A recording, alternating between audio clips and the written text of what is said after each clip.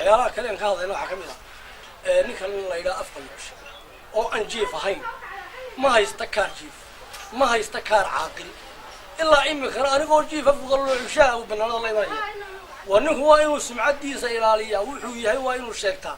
dawladdana waxaan leeyahay waa inay ogaataa ninka caaqilka uu yahay si aankaarka uu haysto sharciga uu haysto reerkoodaan ogolayn xaafadoodaan ogolayn uga soo jeedo da waxaan leeyahay hogaamiye dhaqameedkii iyo cuqaashii iyo salaadiintiina saacad walba aflagaadu tv-ga la taagan yahay war waxaan leenahay inan yar baa tahay waktigaaga sug oo kaaso ninkan la yidhaha afka muqsho oo aan jiif ahayn ma haysta kaar jiif ma haysta kaar caaqil ilaa iminkana anigoo jiif afqallo cushaa u banaanada la imanaya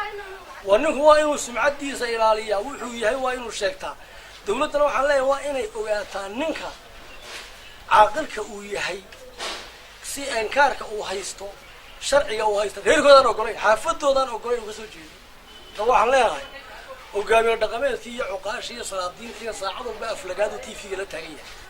war waxaan leenahay inan yar baa tahay waktigaaga sug oo kaaso assalaamu calaykum waraxmatullahi wabarakatu